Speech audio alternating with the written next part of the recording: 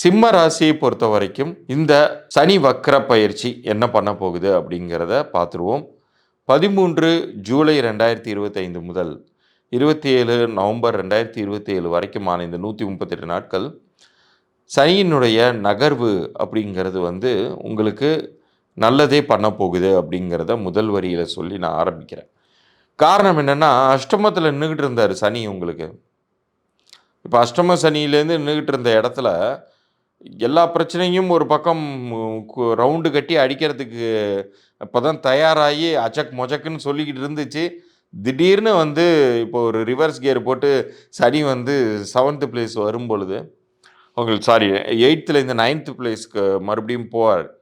அப்படி மறுபடியும் மன்னிக்கவும், 8ஆம் இடத்திலிருந்து 7ஆம் வீட்டுக்கு போவார். 8ஆம் வீடுங்கிறது அஷ்டமஸ்தானம். அந்த அஷ்டமஸ்தானத்திலேருந்து 7ஆம் வீட்டுக்கு போவார்.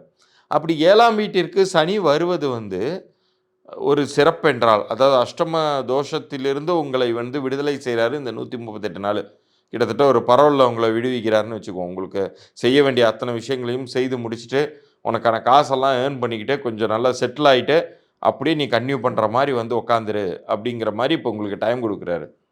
அதில் 2வது லட்டாக என்ன உங்களுக்கு அமையுதுன்னா, குரு ஏற்கனவே பயிற்சியாகி ஒரு இடத்துல நின்றுக்கிட்ட பார்வை பலத்தை செலுத்திக்கிட்டு இருக்கார் இல்லையா, குருவுடைய பார்வை மிக சரியாக சனி நின்ற இடத்தில் விழுகிறது.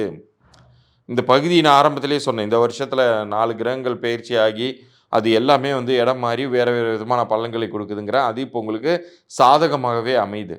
லாபஸ்தானத்தில் நிற்கக்கூடிய குரு தான் உங்களுக்கு இந்த வருஷத்தில் ஒரே ஆறுதலாக இருந்தார். அந்த குருவுடைய பார்வை பலமும் இப்போ 7ஆம் வீட்டின் மீது விழுகிறது.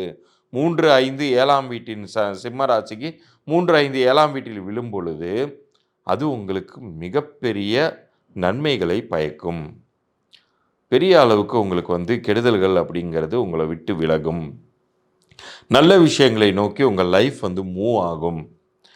இவ்வளோ நாள் திடீர்னு காரணமே புரியாமல் வேலை செய்கிற இடத்துல ஒரு சீஃப் எரிஞ்சு விழுவ ஆரம்பித்தார் உங்கள் மேலே. உங்களுக்கு கிடைக்க வேண்டிய ஒரு ப்ரொமோஷன் கிடைக்காம மிஸ் ஆனிச்சு அப்படின்னா, இப்போ திடீர்னு பார்த்தீங்கன்னா உங்களுடைய ஒர்க்கை ரெக்கக்னைஸ் பண்ணி அவங்களே தேடி உங்களுக்கு அந்த வாய்ப்பை தருவாங்க. அடுத்த நிலைக்கு நீங்கள் உயர்வீங்க. அதே மாதிரி தொழில் முனைவோர்களை பொறுத்த வரைக்கும் ஒரு சில காரணங்களால் ஒரு சுணக்கமாக இருந்த வியாபாரம் இப்போ மறுபடியும் சூடு பிடிக்க ஆரம்பிக்கும். பட் இந்த 138 நாட்களில் கிடைக்கக்கூடிய அந்த ஒரு பாசிட்டிவிட்டியை நீங்கள் தக்க வச்சுக்கணும்.